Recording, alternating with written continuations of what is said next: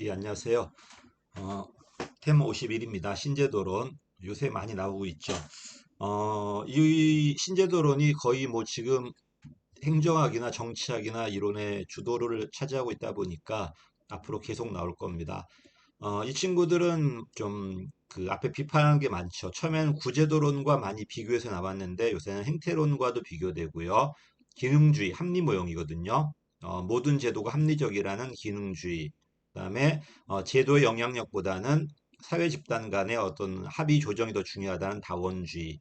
이 모든 것에 대한 반대입니다. 반론이고 보완이라고 봐야 돼요. 우리는 제도 장 속에 살거든요. 그러니까 제도가 고립된 제도로 있는 것도 아니고 제도 없이 인간만 가지고 설명할 수 있는 것도 아니고요. 모든 제도가 합리적인 것도 아니에요. 또 제도 장 속에 살기 때문에 제도가 어떻게 구성되었는가에 따라서 집단 간의 영향력도 달라질 수 있습니다. 이 모든 걸 기존의 이론들이 간과했기 때문에 지금 이 제도가 들어와서 이런 이론들을 보완하고 있습니다. 이 안엔 다시 경제학을 모학문으로 하는 합리선택 신제도주의 2세대 경제학이에요. 기존 경제학이 인간의 완전성, 경쟁의 완전성, 정보의 완전성을 가정했다면은 얘는 그런 게 아니라는 걸 인정합니다. 그리고 그 불완전성을 제도로 보완하자는 거야. 정치학에서 들어온 게 역사 신제도론이야. 어떤 제도는 역사적으로 형성된 제도고 다른 제도와 얽혀서 하나의 장을 이루고 있어요. 이러니까 외국에서 어떤 제도가 좋다고 해서 도입했을 때 성공 가능성보다 실패의 가능성이 훨씬 더 큽니다. 왜? 장이 다르니까요. 또 어떤 효과가 있을 거라고 갖고 왔지만은 그 효과가 나오지 않아요. 왜? 연결된 제도가 다 다르기 때문에 의도하지 않은 부작용이 나오고 또 이미 이런 제도, 기존 제도로 인해서 이득을 보는 사람들이 있기 때문에 한번 형성된 제도는 잘 바뀌지가 않아요. 또 역사마다 나라마다 똑같은 정책이어도 제도장이 다르기 때문에 효과는 다르게 나온다는 겁니다. 반면 사회학적 신제도로는 거의 문화론이에요. 우리가 어떤 제도를 채택한 이유는 주류적인 문화가 있거든. 거기서 그걸 강요하는 거예요.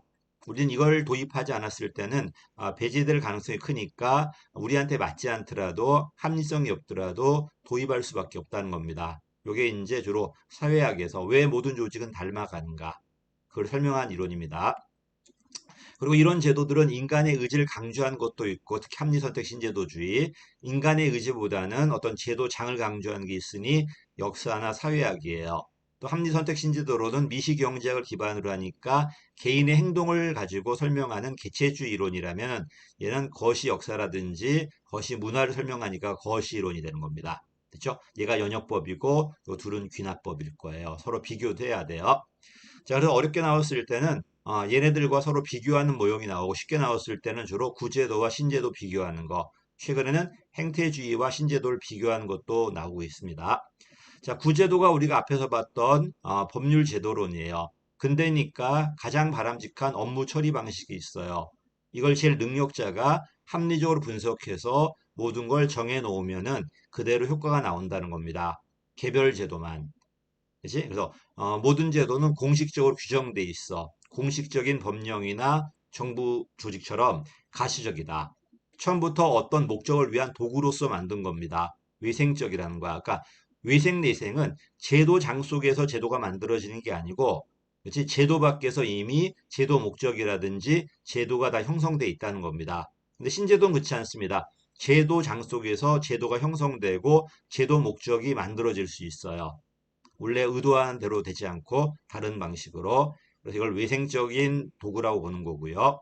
어쨌든 이런 제도는 정해져 있으니까 공식적이고 구체적이고 1조에 뭐가 있다, 2조에 뭐가 있다, 제도 상호 간에 또는 제도와 인간의 상호 간의 관계 속에서 변하는 게 아니기 때문에 정태적이고 당연히 어디나 적용되는 보편적인 제도를 추구했겠죠. 얘는 그렇지 않습니다. 제도와 제도 관계 속 또는 문화 같은 것들, 암묵적인 약속, 이런 것도 이제 제도예요. 공식뿐만 아니라 비공식도 포함되어 있고요. 이런 제도가 관계 속에서 변한단 말이야. 동태적이죠. 그치? 또 제도를 개별적으로 보는 게 아니라 그 제도를 둘러싸고 있는 큰 틀 속에서 하나의 문화 차원에서 제도를 보고 있습니다. 또 얘는 온리 제도만 설명하지만 얘는 제도와 인간의 상호작용도 설명하고 있어요. 그래서 얘가 개별 제도, 김영란법에 1조가 뭐가 있다, 2조가 뭐가 있다, 이걸 있는 그대로 정태적으로 기술하는 거라면 얘는 이런 김영란법이 왜 나왔나? 이런 제도가 다른 제도에 영향을 준 게 무엇인가? 이런 김영란법이란 제도가 우리 인간 행동에 어떤 영향을 줬는가를 설명하는 겁니다. 한마디로 세상을 설명하는 분석 틀로서 제도를 도입했다는 겁니다.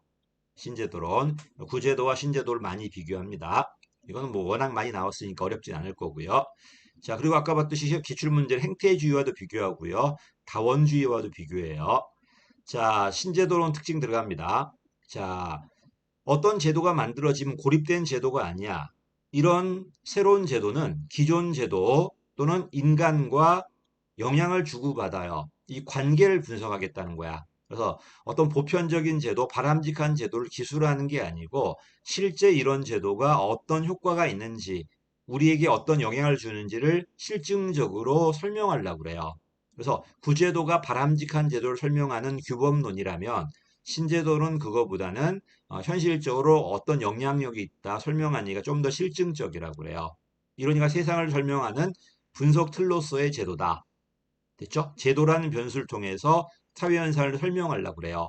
이러니까 제도만 기술했던 구제도론에 대한 반론이고요. 또 인간만 가지고 사회를 설명하려고 했던 행태주의의 반론, 또 다양한 이익집단 간의 협력과 조정만으로 사회 설명하려고 했던 다원주의에 대한 반론이고요. 또 모든 제도가 합리적이라는 기능주의, 도구주의에 대한 반론입니다.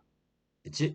그 다음에 제도 그 자체의 기술이 아니라 제도가 실제 어떤 영향을 주는가 설명하기 때문에 행정학적 접근 방식이라고 그래요.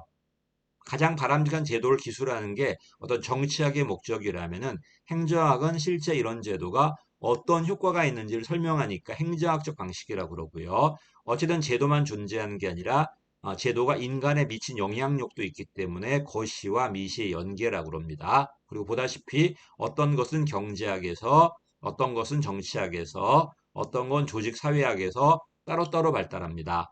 당문적이라고 그래요. 제도가 중요하다는 거지 서로 연관성이 있는 건 아니에요. 다 특징이 달라요. 그래서 시험에 어렵게 나왔을 때는 이 세 가지를 비교하는 게 좀 어려워요. 여기까지가 이제 저는 기본 모형을 갖고 왔고요.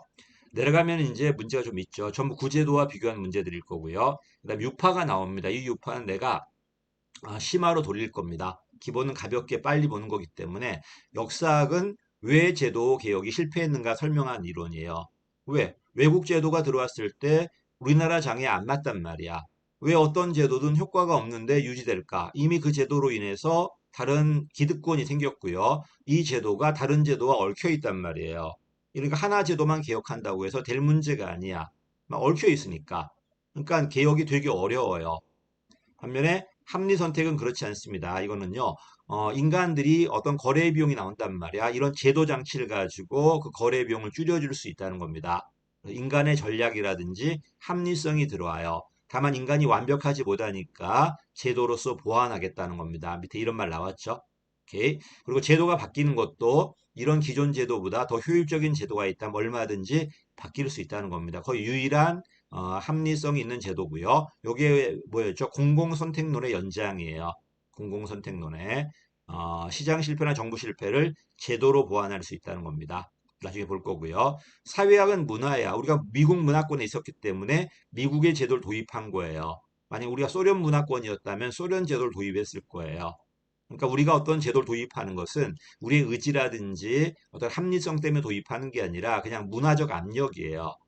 그치? 그러니까 그 제도가 우리한테 맞지 않더라도 도입할 수밖에 없다는 겁니다. 그래서 역사 신제도론이 나라마다 제도가 다르다면은 사회학 신제도론은 문화권마다 제도가 다 유사할 거예요. 됐죠? 그리고 합리 선택이 인간의 의지를 강조한다면은 얘는 인간의 의지는 거의 없어요. 인간이 제도에 미친 영향력이 거의 없다는 겁니다. 이게 이제 사회학 신제도론인데 이건 제가 심화할 때 하겠습니다. 여기까지가 여러분이 어려워하는 신제도론인데 사실 그렇게 어려운 이론은 아니에요. 제도가 중요하다는 거야. 제도만 있는 게 아니라 다른 제도의 관계 속에서 보겠다는 소리고 또 제도만 있는 게 아니라 제도가 인간에게 준 영향력도 설명하겠다 이런 이론입니다. 자, 여기까지 하겠습니다.